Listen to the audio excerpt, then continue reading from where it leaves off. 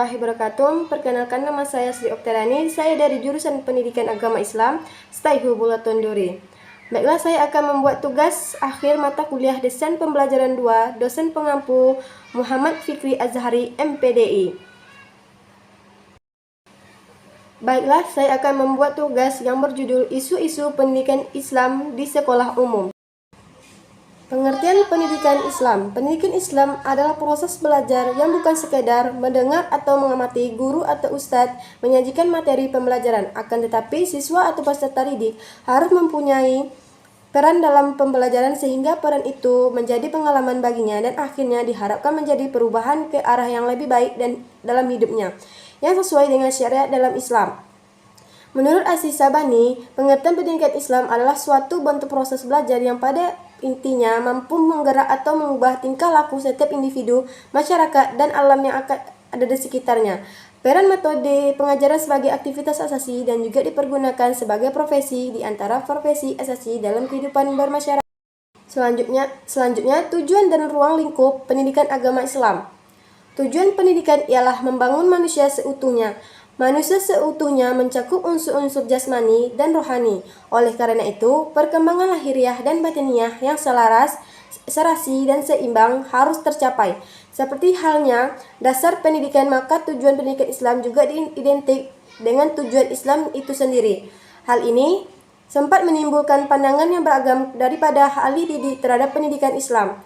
Menurut Zakia Derajat, tujuan pendidikan Islam adalah untuk membentuk manusia yang beriman dan bertakwa kepada Allah Subhanahu wa Ta'ala selama hidupnya dan matinya pun tetap dalam keadaan Muslim. Tujuan pendidikan Islam memiliki karakteristik yang ada kaitannya dengan sudut pandang tertentu. Secara garis besarnya, tujuan pendidikan Islam dapat dilihat dari 4 dimensi utama. Setiap dimensi mengacu kepada tujuan pokok yang khusus. Atas dasar pandangan yang demikian, maka tujuan pendidikan Islam mencangkup ruang lingkup yang luas, yaitu yang pertama, dimensi hakikat penciptaan manusia. Berdasarkan dimensi ini, juga pendidikan Islam diarahkan kepada pencapaian target yang berkaitan dengan hakikat penciptaan manusia. Dari sudut pandang ini, maka pendidikan Islam bertujuan untuk membimbing peserta didik secara optimal agar menjadi mengabdi kepada Allah Subhanahu wa Ta'ala. Yang kedua, dimensi tauhid. Mengacu pada dimensi ini, maka tujuan pendidikan Islam diarahkan kepada upaya pembentukan sikap takwa. Dengan demikian, pendidikan dituju kepada upaya untuk membimbing dan mengembangkan peserta didik secara optimal agar dapat menjadi hamba Allah yang takwa.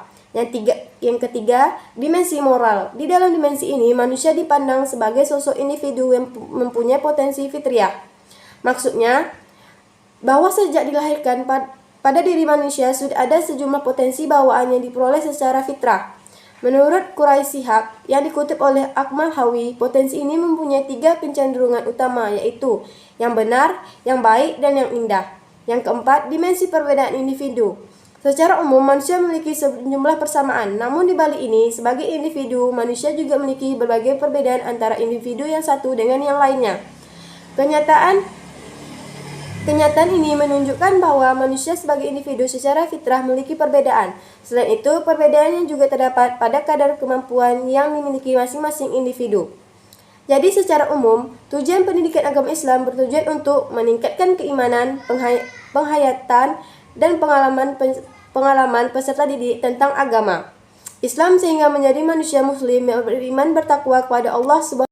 Selanjutnya, tentang isu-isu pendidikan Islam di sekolah umum. Dalam keyakinan beragama, sebagai hasil pendidikan agama diharapkan mampu memperkuat upaya penguasaan dan pengembangan iptek dan sebaliknya. Pengembangan iptek dan memperkuat keyakinan beragama. Beberapa kelemahan dari pendidikan agama Islam di sekolah, baik dalam pemahaman materi pendidikan agama Islam maupun dalam pelaksanaannya, yaitu yang pertama, dalam bidang teologi, ada kecenderungan mengarah pada paham fatalistis. Kedua, bidang akhlak, berorientasi pada urusan sopan santun belum dipahami sebagai seluruh pribadi manusia beragama. Ketiga, dalam ibadah diajarkan sebagai kegiatan rutin agama dan kurang ditekankan sebagai proses pembentukan kepribadian. Yang keempat, dalam bidang hukum cenderung dipelajari sebagai tata aturan yang tidak akan berubah sepanjang masa dan kurang memahami dinamika dan jiwa hukum Islam. Yang kelima, agama Islam cenderung diajarkan dogma dan kurang mengembangkan rasionalitas secara kecintaan dan kemajuan pengetahuan. Salah satu masalah yang sering dikemukakan para pengamat pendidikan Islam adalah adanya kekurangan jam pelajaran untuk mengajar agama Islam yang disediakan di sekolah-sekolah umum.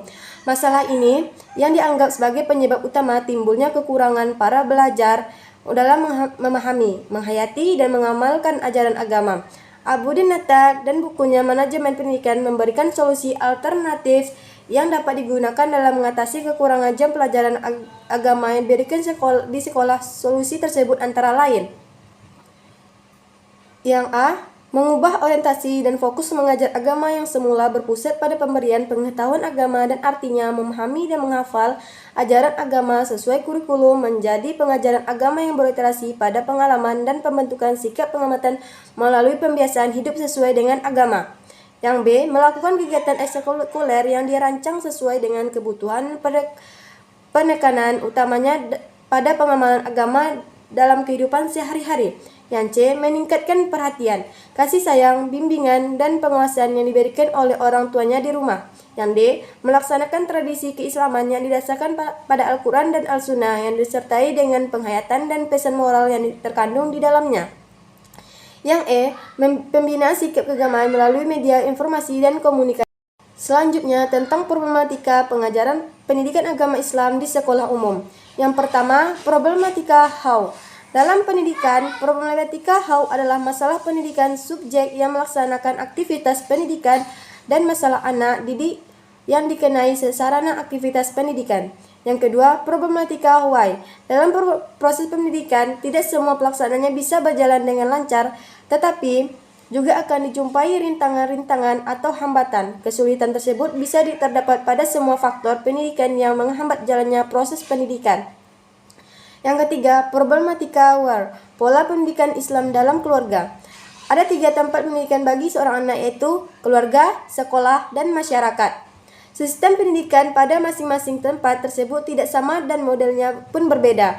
Problem pendidikan sebagai pendidikan anak-anak antara lain situasi keluarga ini sendiri dan letak dan kualitas keluarga ini betapa di mana-mana. Problematika when.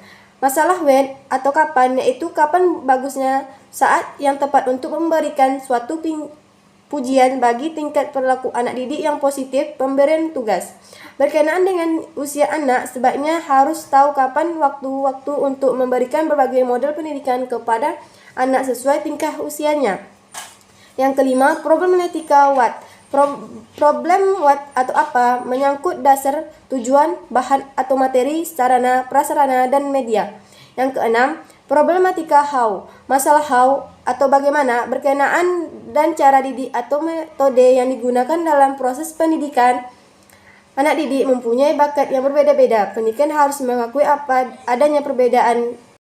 Selanjutnya solusi dari problematika pengajaran pendidikan agama Islam.